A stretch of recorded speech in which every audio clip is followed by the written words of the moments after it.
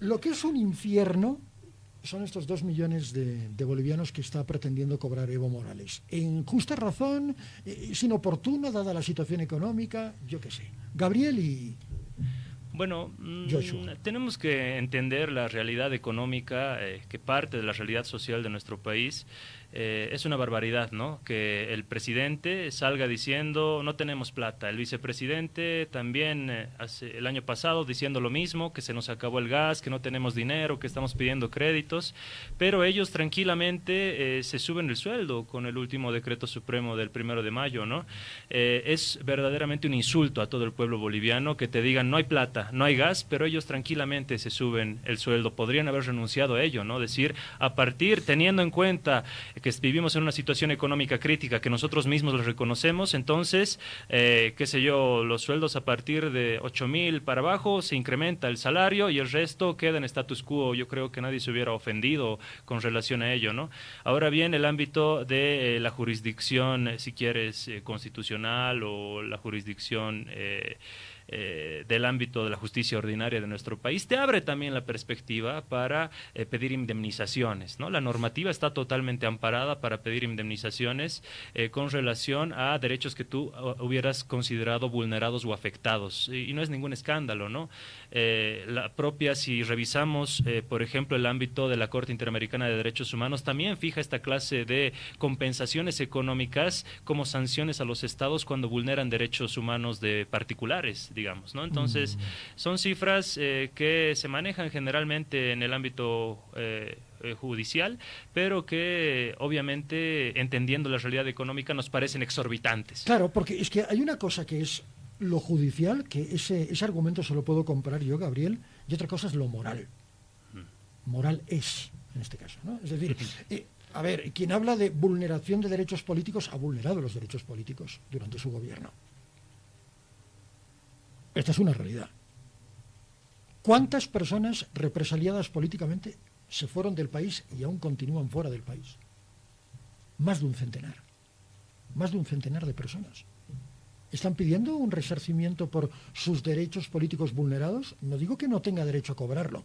Y además hay otra cosa que se llama el don de la oportunidad. Es oportuno que en un momento de crisis, que él mismo ha criticado, empiece a reclamar 2 millones. Joshua. Sí, Ramón, a ver, yo no sé si es oportuno precisamente, ¿no? Pero yo creo que esta es una declaración totalmente planificada, ¿no? Claro. El MAS nos tiene ya desde hace muchos años en ese tren de cosas, ¿no? O sea, en el momento menos esperado es que emiten una declaración nos están de este escribiendo, tipo, ¿no? Un momentito, que escribe los fraternos. Todo rumbo a Radio No. No, te decía que en realidad planifican muy bien el movimiento al socialismo, ¿no? La idea, creo yo, es que hayan temas de los cuales uno pueda hablar, ¿no? Y a uno le da rabia, se indigna como lo acaban de hacer, ¿no? Y creo que caemos en su trampa, eso es lo que ellos quieren. ¿A que nos indignemos? Momento. Sí, por supuesto, porque en vez de que estemos hablando de la economía, de los dólares que faltan o de muchos problemas que hay en Bolivia, nos las pasamos hablando de estas estupideces en realidad, ¿no? Hombre. Mira, yo no sé, en términos jurídicos probablemente sí uno pueda pedir una justa compensación por derechos vulnerados, pero todos sabemos pues lo que ha ocurrido el 2019, el fraude electoral y todo esto, ¿no? Entonces, sabes, yo antes, a mí antes me daba rabia, luego me daba risa todo ese tipo de declaraciones, y ahora pues ya realmente intento ni escuchar ese tipo de declaraciones, ¿no? Y no es siquiera por la crisis económica, porque en realidad si ahora estamos hablando de 2 millones y nos ponemos a contar los casos de corrupción del movimiento al socialismo durante todos estos años, sobrepasará ese monto por 4,000, digamos, ¿no? Habría que multiplicar ese monto por 4,000. No, simplemente echarle un vistazo al fondo indígena, nada más. El fondo indígena, el mismo este satélite que no sirve para nada y que además de aquí a 2 años muere, ¿no? Hay que tener otro satélite. que tenía un súper sobreprecio, todo el negocio del litio, espero que el Mutún sirva, no sé, o sea, realmente no alcanzan los dedos, obviamente, para mencionar los casos de corrupción, y además el descaro de las autoridades, ¿no? Tú sabes que de un tiempo a esta parte, en realidad, cuando hacían algo malo, básicamente se reían y encima todo el mundo festejaba a la autoridad, ¿no? No sé, hay muchos ejemplos de ese tipo, pero es que realmente se han trucado los valores en el país. Es bueno que hables de moral, de ética, pero eso hace rato ya no hay en Bolivia, ¿no? Es una de las cosas que hay que cambiar. Cuando hablamos de este modelo económico y político, pues obviamente la ética y la moral también están inmersas en estas aseveraciones, pero como ya he dicho muchas veces, yo dudo mucho que el país cambie, por lo menos con el movimiento al socialismo, ¿no? Gabriel. Cuando hablamos de ética en la política, la arista que tú tocabas al principio, tenemos que referirnos inmediatamente a Enrique Dussel, por ejemplo, ¿no? Que el profesor argentino-mexicano recientemente nos dejó recientemente, que nos habla de una construcción de la política muy ligada al ámbito de la ética, todo lo contrario de lo que se piensa habitualmente en la política boliviana, que para ser político tienes que ser inmoral, tienes que ser mafioso, tienes que ser tienes que tener esa viveza criolla, digamos, ¿no? Entonces creo que el ejemplo que tú muy bien referenciabas al principio de este programa de Pepe Mujica, por ejemplo, que además, un dato que no se dice mucho, ex guerrillero Tupamaru, ¿no? Sí, ¿no? Un dato que muchos medios de comunicación tratan de omitirlo, obviarlo, justamente por estas luchas armadas guerrilleras que se dieron en nuestros países latinoamericanos. Nelson Mandela fue guerrillero. También. Claro, cuando era proscrito. Vamos a ver, eso no es cuando está proscrito el Consejo Nacional, el Congreso Nacional Africano. Él usa la táctica de guerra de guerrillas para luchar contra un régimen opresor, que era el del apartheid. Quiero hacer este matiz porque a veces se dice, no, guerrillero malo. No todas las guerrillas son malas. Claro. La resistencia francesa que luchaba contra un opresor eran guerrillas, ¿verdad? La resistencia francesa. Matiz aparte, ¿no? Claro, sin lugar a dudas, tenemos que encontrar siempre el contexto histórico, social y político en cada arista del análisis, y por supuesto Pepe Mujica es un ejemplo para todo latinoamericano que se considera de izquierda o que se considera socialista, ¿no?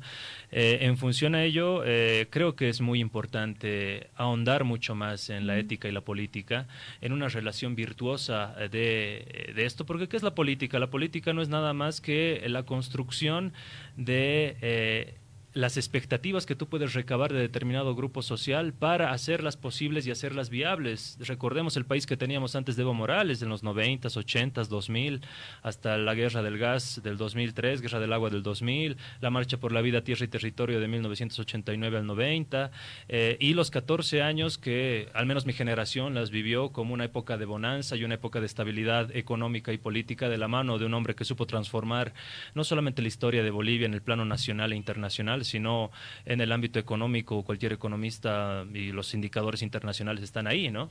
Los indicadores del Banco Mundial, el BID, la CEPAL, entonces no hay dónde perderse, que Evo Morales realmente transformó las estructuras no solamente mentales, sino sociales y económicas de nuestro país.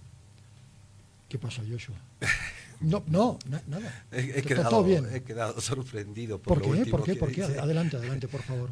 Bueno, a ver, en realidad respecto primero a lo de la guerrilla, yo creo que lo malo o lo bueno no depende del contexto, cuidado con eso. Yo respeto mucho a personas que tienen principios y valores. Muchas veces esos principios y valores han sido mal dirigidos, ¿no? O han sido contaminados por un contexto, y gracias a los socialistas y a, digamos, a esta rama marxista, se ha aprendido que a veces podemos justificar los medios para llegar a un fin, pero esto no es así, ¿no? O sea, la guerrilla es siempre mala, la violencia es siempre mala, pero obviamente entendemos y admiramos a hombres que tienen principios como Mandela y otros que han transformado el mundo, a veces equivocados, pero de todas maneras han mantenido sus principios. Pero es interesante, ¿no? Es muy buen debate porque luego nos va a llevar a otra cosita que quisiera analizar esta tarde, Joshua. Mil perdones por interrumpirle. Para los alemanes ocupantes de buena parte de Europa, los movimientos de libertad de los pueblos ocupados eran considerados terroristas. Estamos viendo desde la óptica Claro. de los ocupantes. Desde la óptica de los ocupados, la guerrilla, la resistencia, en cualquiera de sus formas, era absolutamente legítima para recuperar algo que se les había arrebatado. Es decir, es que no es un tema de izquierdas o de derechas. Estamos hablando de reivindicación de derechos. Por lo tanto, el propio Mandela. Mandela no era un hombre de izquierda propiamente dicho, ¿no? No era un hombre de izquierdas.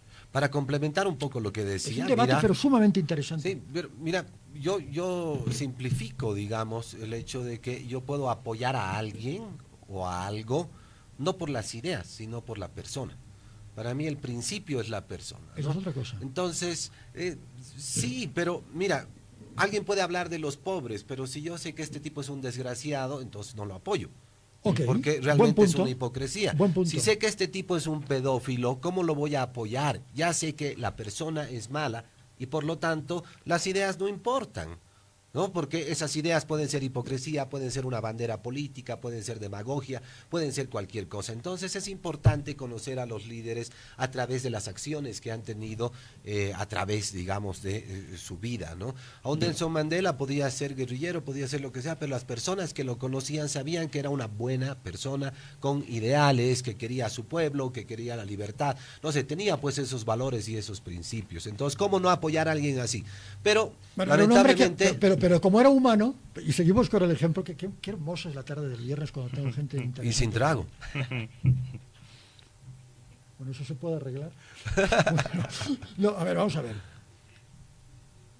Un hombre que hablaba de lealtad al país, que le hablaba de franqueza al país, de honestidad al país, lo hacía Mandela, engañaba a su mujer de una forma.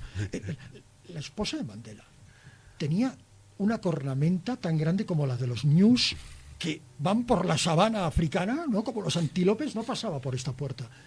No pasa, porque la engañaba. Entonces, es interesante este concepto. ¿Tú puedes creer en alguien que tiene esa dualidad? Es decir, yo engaño a quien le he jurado amor eterno, pero le soy fiel a los principios del país. A mí eso no me funciona. Perdón, pero no me funciona. Ahí chiquitito, no creo que haya ninguna dualidad. Los seres humanos, digamos, en el contexto de lo que acabas de decir, tenemos muchas caras y muchas dualidades. Somos poliédricos. Sí, entonces, yo no sé, pueden haber mujeres que tengan 3 hombres, pueden haber hombres que tengan 3 mujeres, eso no te define como persona, ¿no? A veces, pues, la carne, como dicen, puede ser débil, pero lo importante es que tus actos de vida realmente no, digamos, no hay una contradicción mayor entre tus ideales, ¿no? Gabriel, yo a veces veo... Es discutible, pero bueno. Yo a veces veo, y me he vuelto bastante escéptico con el paso de los años. ¿Será que me estoy haciendo viejo y no pasa nada? Yo a veces veo una pareja, chicos que están en la calle enamoradísimos, de la mano, besuqueándose, buscando un rincón oscuro para llegar a segunda base, etc. Y les digo, ostras, ¿cuál de los dos va a ser el primero en traicionar al otro? Lo mismo me pregunto cuando yo veo de la mano a Evo Morales y a Luis Arce Catacora enamorando y declarándose un amor eterno. Aquí está el mejor ministro de Economía en toda Latinoamérica, en la historia del continente. Oh, mi hermano presidente, yo a vuestros pies me declaro el más leal de sus súbditos. ¿Cómo están ahora? ¿Quién ha traicionado a quién? Esa es la gran pregunta. Porque del amor al desamor, al odio, no sé si se odian. Eso es otra cosita. Porque cuando las papas quemen, estos se reconcilian, no me cabe la menor duda. Matiz, no me cabe duda. Pero han pasado de un amor eterno, a jurarse un amor eterno, a ser Romeo y Julieta, ahora para ser como los amantes de Teruel, los amantes de Teruel, ¿no? Burra ella, burro él. Lo que pasa es que, lo vuelvo a decir, el contexto es sumamente importante para entender toda situación, ¿no?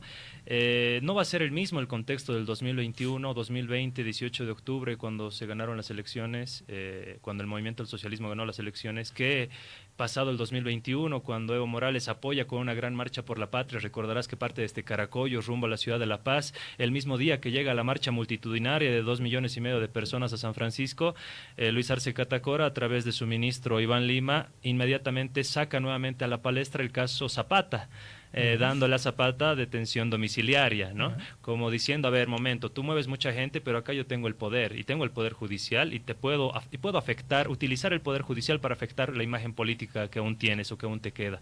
El 2022, otra coyuntura también. A finales del 2022 existe un divorcio total de la Dirección Nacional del Movimiento al Socialismo con Luis Arce Catacora, cuando se define el cambio de ministros y Luis Arce Catacora pues hace de oídos sordos, ¿no? Otra coyuntura el 2023 y otra coyuntura el 2024. Cuando hablábamos de la violencia, por ejemplo, ¿no? Muchas personas que igual que Joshua, quizá compañeros, amigos de colegio, de la universidad, que los conozco, tienen este mismo mantra, no, toda violencia es mala, yo soy pacifista, yo soy buen tipo, la violencia es mala, pero la violencia fue buena el 2019 porque lo sacaron al indio, ¿no? Sí, ahí sí estaba bien porque lo hemos sacado finalmente a Evo, ¿no?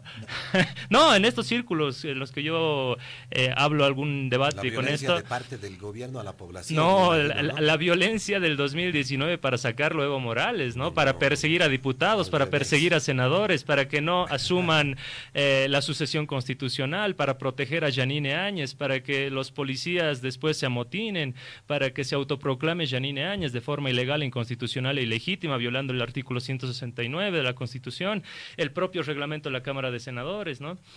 Entonces se construyó un ámbito de la violencia. Dicho sea de paso, antes de las elecciones del 2019 ya existía una construcción mediática y discursiva de decir va a haber fraude, megafraude monumental. Hasta ahora no han probado el megafraude monumental. Si revisamos el informe preliminar que saca la Organización de Estados Americanos, es fácil, lo descargas el informe, lo pueden hacer ustedes, ponen control F, no van a encontrar la palabra fraude, ¿no? Pero es el argumento con el cual se sigue atacando a Evo Morales. Pero fraude empieza por F. ¿Perdón? Fraude empieza con F. Claro, pones control F, pones fraude y no vas a encontrar en el informe de... Claro, pero pones, claro. Mira, hablando de F, 21F 2016, ¿y qué te pone? ¿Qué te diría control? ¿Qué diría el chat GPT o cómo se llama esta? ¿Qué diría? Si fuera el chat GPT diría primera derrota electoral del movimiento del socialismo en las urnas. ¿Qué pasó realmente? Eso está como el cuento de... No estamos firmando contratos, solo son convenios, nos dicen, ¿no? Es realmente un discurso muy bien construido. Yo felicito al movimiento del socialismo durante todos estos años. Ha tenido una muy buena política comunicacional. Hemos oído hace un ratito, ¿no? Los mejores indicadores económicos y demás. En realidad, si uno revisa la economía, es lo peor que le ha ocurrido a Bolivia desde que ha entrado el movimiento del socialismo, ¿no? Mejor estamos con Goni, entonces. Con quien ¿Sí? sea. Bueno. Con quien sea. Bueno, te haces cargo. En realidad... No, de mejor verdad, con Banzer. De verdad, es que es el desastre. Banzer era mejor que Evo. En serio, cuando uno ve los indicadores, por ejemplo, uno cree que porque teníamos el gas había crecimiento económico, ¿verdad? Porque teníamos al Brasil, teníamos a la Argentina, pero uno no puede medir pues las cosas en ese sentido, ¿no? Si uno relaciona, por ejemplo, el comercio internacional, cómo aporta al Producto Interno Bruto, ¿sí?, a la generación de riqueza, resulta que la gráfica es así, desde el 2006. Nunca el comercio internacional ha aportado al Producto Interno Bruto de Bolivia. ¿Por qué? Porque lo único que hemos hecho en Bolivia es gastar, gastar, gastar y gastar. En la economía, la idea que la economía estudia la riqueza, cómo generar riqueza. Entonces, a partir del 2006, Bolivia nunca generó riqueza, gastó la riqueza que provenía de los anteriores años. Entonces, por eso digo, no hay un solo indicador económico que sea positivo. Nos salen siempre con el cuento de la pobreza, por ejemplo, ¿no? Nos dicen que la pobreza extrema la hemos reducido del 35% al 11%, creo que eso es lo que dicen siempre. Y cuando uno lee un buen informe de pobreza, se da cuenta que 11% de esa pobreza solo se debe al bono poblacional. ¿Qué ha pasado? La población se ha envejecido.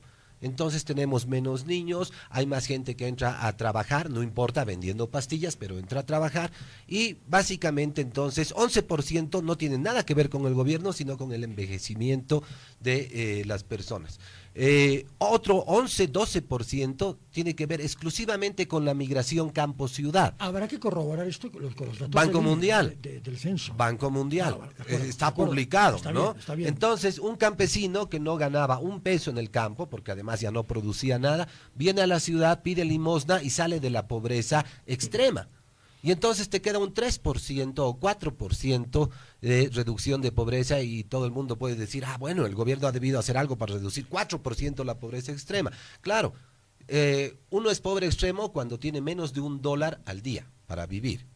Entonces, supongamos que tú, Ramón, tenías 0,98, estabas como pobre extremo.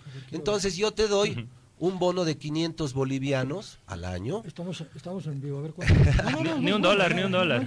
Yo te doy un bono de 500 bolivianos al año, y si lo divides entre 365 días, voilà, has dejado de ser pobre extremo.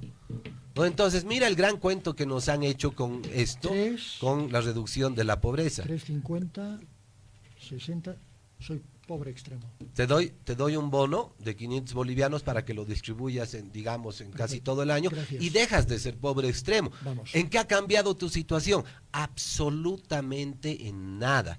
En realidad, el país sí ha tenido un cambio estructural. Ahora ya no podemos producir como producíamos antes, porque hemos matado las instituciones, hemos matado la economía, hay menos empresas en el país, por eso hay menos empleo, por eso la informalidad ha crecido, por eso la pobreza ha crecido, y por eso las diferencias entre pobres y ricos también, porque este modelo, con esto termino, solo ha privilegiado a una oligarquía, ¿no? A los que nos gobiernan y a sus amigos. Los demás, el 95% de la gente ha sido totalmente olvidado. Ha tomado nota como en el colegio. Gabriel, es joven, Sí. pero muy bien, me gusta eso.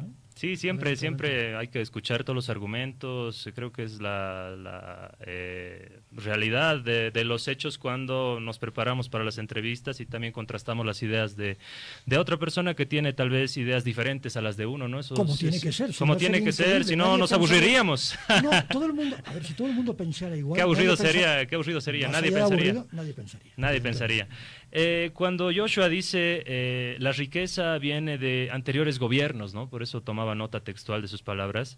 No, la riqueza no viene de anteriores gobiernos, ¿no? La riqueza en Bolivia vino a partir de una decisión política, y la decisión política fue la nacionalización de los hidrocarburos. Esa nacionalización de los hidrocarburos revirtió que el 80% se vaya de las transnacionales y el 20% se quede. Eso es mentira. Revísalo. Eso es la ley de hidrocarburos. Yo Nada tiene que ver con la nacionalización. Yo no te interrumpí A ver, cuando tú estabas hablando. Pero no Joshua. contemos mentiras. Entre orureños no se peleen, por favor. No, Sí, pero... Tú cuentas las mentiras que quieras y yo me quedo callado. No entremos ahí. Hay una ley de tranquilos. hidrocarburos, perdón, ¿no? Hay una ley de hidrocarburos que ha Se hecho lo calienta que él los acaba de orureños, decir. La nacionalización no tiene nada que ver con Claro las que regalías sí. y el IDH. Claro que tiene. Nada. Claro que Sigamos, tiene. bueno. ¿qué Si no, argumento, Gabriel? en ¿Qué qué argumento? usas tus recursos, Ok. pues en qué utilizas los recursos que has recuperado, ¿no? Muy bien. Antes de Evo Morales, antes de la nacionalización de los hidrocarburos, lo vuelvo a decir, el 20% se quedaba en Bolivia. El 80% se iba con las empresas transnacionales sobre pretexto de exploración, perforaciones que realizaban, las inversiones que ellos decían que realizaban en el país. Incluso Gonzalo Sánchez de Lozada se llegó a ir del país, fugó del país, ya que pretendía que en Boca de Pozo, ¿no? Recordarán muy bien la gente que estudió aquella época la situación económica del país. En Boca de Pozo decía que los hidrocarburos dejaban de ser del pueblo boliviano. Claro, cuando está ahí dentro de la tierra es de los bolivianos, decían. Cuando ya está en Boca de Pozo, ya deja de ser de los bolivianos, porque ya hay una empresa transnacional que ya la está explotando, se ha tomado el tiempo, ha invertido, entonces eso se tiene que exportar vía puertos chilenos hasta Estados Unidos, ¿no? Por eso se terminó yendo fundamentalmente Gonzalo Sánchez de Lozada, más allá de la guerra del gas. La guerra del gas, de hecho, se originó por ello, ¿no? Entonces, cuando encontramos una decisión política que creo que está plasmada también en múltiples recortes hemerográficos, hay prueba documental de ello, prueba visual, audiovisual y demás, cuando Evo está nacionalizando los hidrocarburos. Lo hizo, dicho sea de paso, de la mano de aquel entonces el ejército boliviano, ¿no? Que tuvo un compromiso también patriota en intervenir las plantas que teníamos en nuestro país y establecer la nacionalización de los hidrocarburos. Obviamente se pagó millones, como dijeron hace algún tiempo, pero si comparamos lo que se pagó a las empresas transnacionales con lo que ganamos en esos 14 años de nacionalización, pues por todo lado salió ganando el Estado boliviano, ¿no? Hablo de la administración de Evo Morales porque con relación a todo lo que dijo Joshua, comparto abiertamente ello, entiendo que así está manejando la economía, pero en la administración de Luis Arce Catacora, que hay que partir aguas, ¿no? Hay un discurso hegemónico que trata de meter en la misma bolsa la administración de Evo Morales con la administración de Luis Arce Catacora y decir, sí, los masistas son lo mismo, la era del masismo, el masismo y tal, no importa los 14 años de Evo con los 4 años de Luis Arce, hay que meterlos a todos en la misma bolsa y destruirlos, 18. ¿No? Claro, se habla de los 18 años, ¿no? Entonces, cuando digo que la riqueza no nos las regalaron los otros gobiernos, dicho sea de paso, saquearon los recursos estratégicos de nuestro país, hablo de Banzer, Goni, Carlos Mesa y demás, con la decisión de la nacionalización de los hidrocarburos, se revirtió ese 80 y 20, 80% se quedó en el país, y por eso digo que importa, porque se redistribuyó, no es que fue al bolsillo de Evo Morales, digamos, ¿no? No es que fue al bolsillo de Carlos Mesa o de cualquier otro presidente como pasaba antes, de ahí salen los bonos, por ejemplo, del Juancito Pinto, que tanto ha sido criticado, dicen, Juancito Pinto, un bono, ¿para qué sirve? Pues, que ha cambiado la realidad de Bolivia. No es solamente un bono, ¿no? Ramón, Juancito Pinto tiene un objetivo que es evitar la deserción escolar, que era de las más altas de la región antes de la implementación de esta política. ¿Qué pasa cuando uno cumple 18 años? Se pues adquiere la mayoría de edad. Y en muchos casos, ¿qué es lo que sucede? Se emancipa, ¿no? Claro, sí. Creo que 18 años es mucho tiempo. Hay que madurar y... no sé. Joshua, yo creo que a los 18 años ya más o menos tenía clara la figura. Ramón, lo importante es que este discurso mentiroso del masismo ya se está desmontando ahora. La gente ya está cansada, está harta, ¿no? Y dicen, nos han mamado durante todos estos años. Eso es lo bueno de esta época. Es cierto, hay crisis, hay serios problemas con muchas familias, pero es importante también que, aunque hayan pasado 18 años, la gente se dé cuenta del desastre en el que nos han dejado el país. Se pone en una sola bolsa al masismo porque obviamente Arce Catacora era el ministro de Economía de Evo Morales, el ministro más importante en un país, ¿verdad? Porque sin economía, pues un país no vive.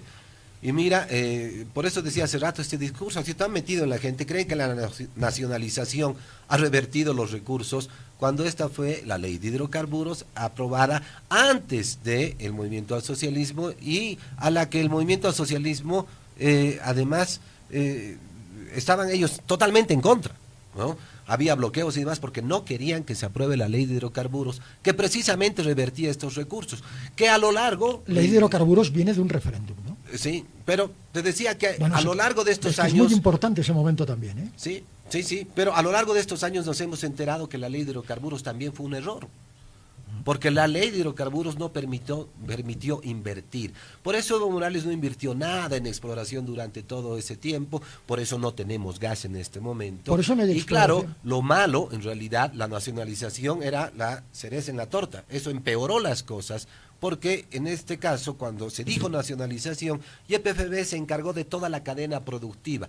Entonces, ninguna transnacional podía hacer nada sola, porque obviamente siguen todas las transnacionales, sino tenía que pedirle permiso a YPFB. Por eso ya se han ido algunas, por eso los pozos han quedado abandonados. Y otras se irán. Claro, muy pronto, porque no hay gas, ¿no? Entonces, miren, no podemos decir que esta política ha sido un éxito si ahora no tenemos gas. O sea, eso debe quedar claro, ¿no? Para rebatir este argumento de Joshua, y luego son las 6 menos cuarto, quiero plantearles otro tema muy rápido. Adelante, claro. Por favor. No lo refuto, la gente está cansada, dijo Joshua Bellot acá. Efectivamente, la gente está cansada del gobierno de Luis Arce Catacora, pero si le preguntas a la casera, a la gente, la economía de a pie, que no se mide en ceros y unos, ¿cómo era tu vida antes con Evo? Te dice, estábamos mejor con Evo estábamos bien. Yo esto también lo he escuchado. Fuera de broma. Entonces, Yo lo escuché, la escuchado, gente está cansada de Luis Arce Catacora, ojo, no está cansada de Evo Morales. De hecho, la gente quiere que Evo vuelva, ¿no? Mucha gente, no diré el 100% de los bolivianos, seguramente el 50%, Él 60%. quiere volver, bueno, sí, que pregunta más pelota. No sé si lo dice todo momento que quiere volver. Claro, tiene que volver. No solo que quiere ¿Usted volver, lo desea? tiene que volver para que todo ¿Usted surja. lo desea? Sí, yo deseo que Evo Morales vuelva. Una Joshua, pequeña ¿usted también lo aclaración. desea? O? No, por favor, yo no. tanto como desearlo, no sé, pero... No, por favor, no. A ver, nunca hubo auge en Bolivia. Cuando uno se saca la lotería, entonces lo que hace, tiene dos opciones, ¿no? Una que les ha ocurrido a muchas personas, entonces se pone a farrear de fiesta, a gastar, se compra ropa, le va muy bien. Gran poder. Exacto. Cargado Y de entonces eso genera, sí, Sí. eso genera actividad económica.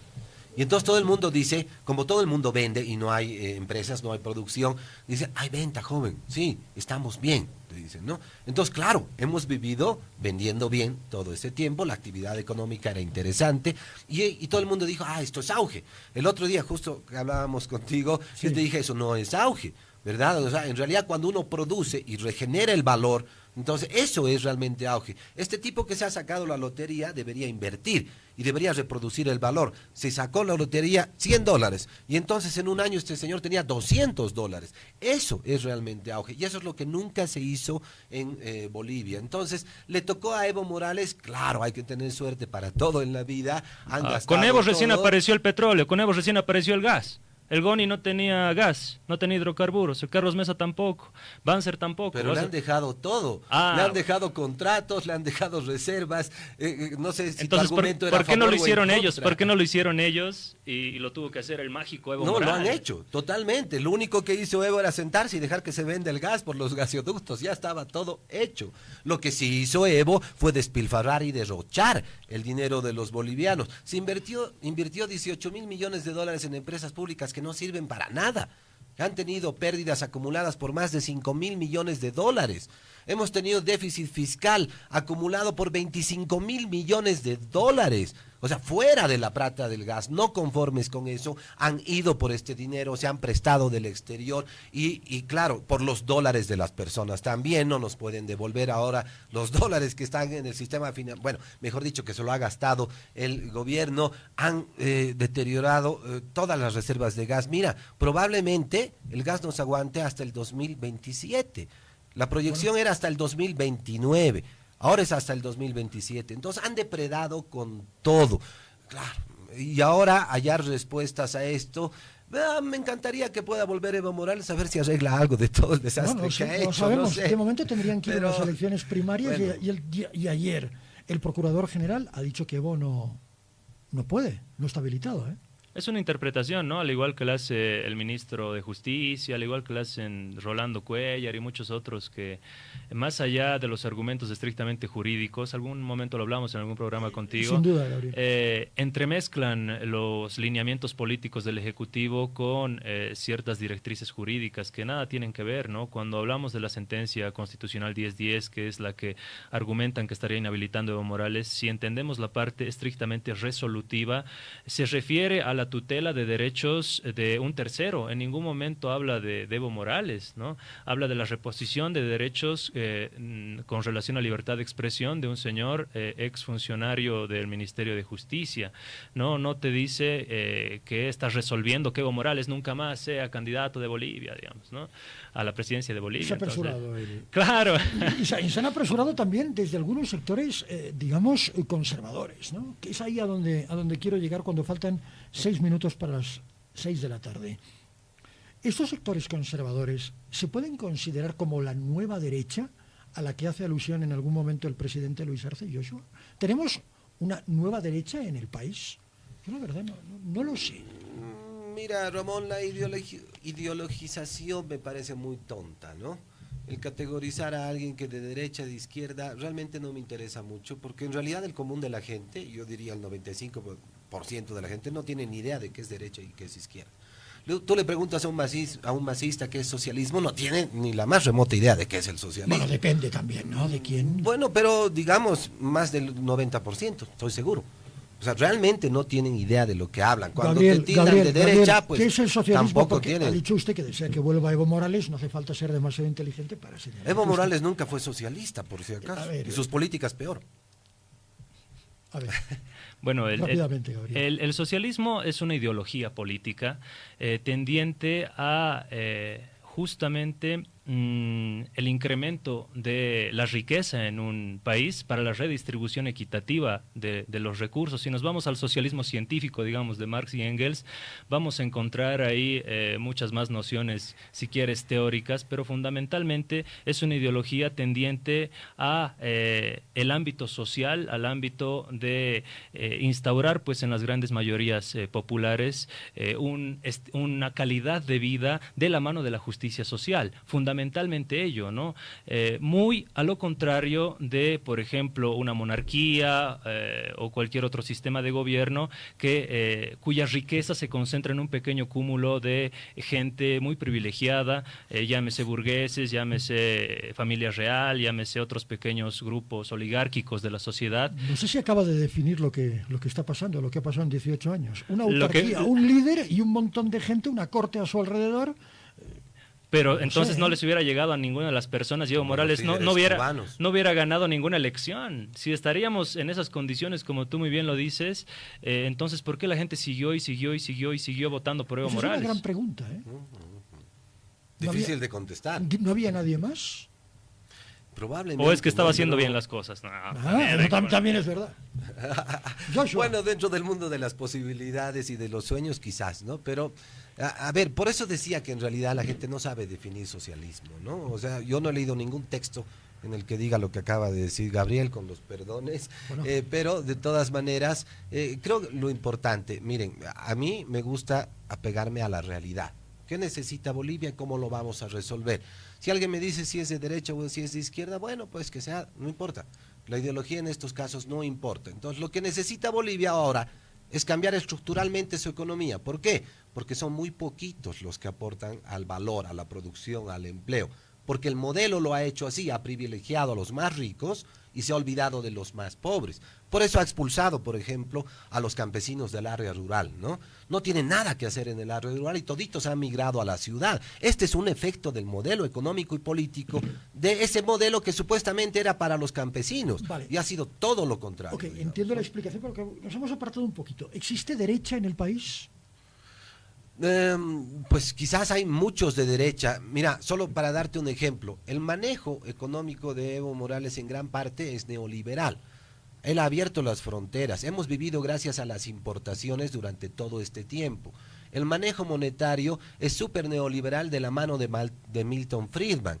Siempre han incrementado la base monetaria de acuerdo a la producción, de acuerdo a lo que te dice la teoría cuantitativa del dinero, así, estrictamente. Entonces tiene muchas cosas muy neoliberales, muy de mercado, pero tienen esa, no sé si tara, digamos, de la redistribución de pobreza. Ah, no, riqueza, dicen, no, pero en realidad es pobreza, porque ¿qué ha pasado? El Estado se lo ha gastado todo, lo ha malinvertido, lo ha derrochado, no hay ningún buen resultado de ese dinero y las sobritas te ha intentado repartir, digamos. Ese ha sido el modelo. Gabriel, ¿hay derecha en el país ya para ir cerrando?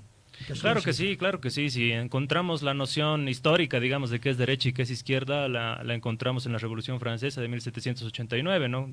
Quienes están a favor de la monarquía, pónganse a la derecha, quienes están en contra y a favor de la república, pónganse a la izquierda. Y desde ahí surgió la izquierda y la derecha como una concepción, si quieres, teórica de o el apoyo al ámbito monárquico o, más al contrario, la vanguardia en contra de las monarquías, ¿no?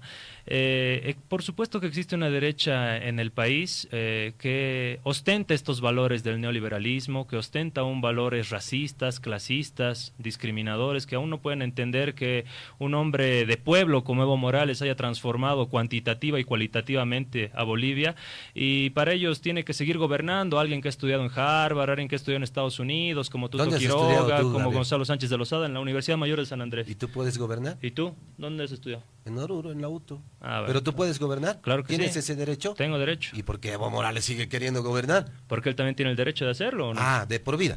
Eso se llama monarquía, ¿no? Las veces que él quiera. ¿Es rey? ¿Quién lo ha puesto rey? ¿Quién le ha puesto a rey a Evo Morales? No.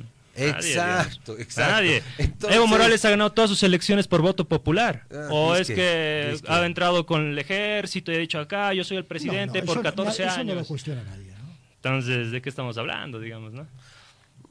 Bueno, yo tengo dignidad, ¿no? O sea, yo creo que hay muchos hombres muy capaces en Bolivia y por supuesto apoyo a los profesionales, porque hasta los campesinos envían a sus hijos a la universidad, por algo será, ¿no? O sea, parece que en Bolivia estudiar es malo. Por eso defienden a Evo Morales y dicen... Nadie ha dicho eso. Claro que sí, porque justifican y dicen, no quieren que un campesino que no ha estudiado creo que haga transformaciones. No, sí. Es que es el discurso masista de siempre, es un discurso de algunos, discriminador hacia los profesionales especialmente. Por eso la educación está por los suelos en Bolivia. ¿Quién quiere estudiar? Estamos entrando en otro jardín. Es que hemos hablado de los valores, nuevamente a los momentos. Se han retrucado los valores. Nuevamente a los momentos y nuevamente a la coyuntura, ¿no? El corrupto hoy en día es bueno, ¿o no? Le aplauden. Ahí está el alcalde o el gobernador de Potosí. No es que sea bueno, sino que... No, a ver, no es que sea bueno, sino que tú dices, ¿qué vivo es? No lo estás calificando como bueno o malo, no estás... Por supuesto, estoy siendo irónico, ¿no? Estoy siendo irónico. Lo sé. Pero es casi en así. Bolivia se premia al más vivo, porque es un tema cultural. No creo. Necesariamente al más capaz. Es un tema político, ¿no? Es un tema comunicacional político. Y por supuesto, además de dependencia. Porque todos aplauden al jefe corrupto porque su pega depende de ellos. Entonces, el gobierno y el Estado ha cooptado tanto la vida de los ciudadanos, de las regiones y de las instituciones, que tú no tienes libertad. Entonces, si tu jefe es pedófilo o corrupto, tienes que hacerle así. Porque dependes de él, tu familia depende de él. Entonces hemos llegado, digamos, a quitar la dignidad de los bolivianos. Y eso es lo que ahora se está recuperando gracias a esta crisis que ha sido provocada por los mismos gobernantes. Gabriel, cerramos, 30 segundos cada uno más. Nuevamente volvemos al ámbito de los contextos históricos y políticos, ¿no? En un mismo contexto histórico y político tuvimos de presidente a Tuto Quiroga, que estudió en Estados Unidos. Tuvimos de presidente a Gonzalo Sánchez de Lozada, que también estudió en Estados Unidos, hablaba mejor el inglés que el castellano, y tuvimos a Evo Morales en ese mismo periodo de tiempo, ¿no? ¿Y cuál fue Carlos Mesa no lo nombra, ¿qué raro? Carlos Mesa fue presidente producto de la renuncia o la fuga de Gonzalo Sánchez de Lozada, nunca fue presidente por elección de voto popular, ¿no? Por eso no lo nombro. Bien. Entonces, en un mismo contexto, Tuto también se muere Banzer y asume, digamos, claro, ¿no? es casi lo mismo. Pero hablamos de un mismo contexto. Bueno, lo metamos a Carlos Mesa más. En un mismo contexto, en un mismo... Ya tenemos a los 4 mosqueteros. Tenemos a los 4. Le preguntas a cualquier ciudadano, ¿cuál fue el mejor presidente? Tuto, Goni, Carlos Mesa o Evo. Todos te van a responder Evo. Vamos a hacer esa pregunta a la audiencia. Vamos a abrir una pequeña encuesta. A ver, ¿cuáles son? A ver. Son Tuto, Goni, Carlos Mesa, Evo Morales. ¿Cuál es el mejor de los 4? ¿Cuál es el mejor de los 4? Que responda la gente. A ver qué dice la gente. Gracias, Gabriel. Joshua, cerrando, 30 segunditos. No, Ramón, muchas gracias. Para mí fue sorpresivo que sea un poco así de debate, de tertulia. No sabía, solo me dijeron, vente, vamos a tener una entrevista. Pero bueno, ahí siempre listo, digamos. No ha sido una encerrona, ¿eh? No ha sido ninguna... No, está muy bien. El que viene a radioterapia sabe a lo que se expone. Ha sido una buena terapia, además, eso es importante. ¿Se ha sentido bien, Así Gabriela? que muchas gracias a Gabriela, a ti, por supuesto, a Radio Compañera, a Gabriela, que me invita. Sí, súper. De hecho, ahí la cómplice es Gabriela, porque de hecho también a mí me dijo lo mismo, ¿no? Vamos a hablar de las derechas en Bolivia, ¿no? Y yo, bueno... A mí ni el tema, gran tema, le dije, ¿no? Gran poder, Iván. Muchas gracias. Y cuando llegamos, ¿no? Un gusto, un placer compartir con Joshua, compartir contigo. Creo que de esto se trata, el ámbito democrático del país, ¿no? Contrastar ideas, refutarlas, debatirlas, quizás a veces enojarnos, ofuscarnos, después nos volveremos a dar la mano, nos volveremos a hablar. Aquí y nos vamos a ir a bailar a Gran Poder mañana.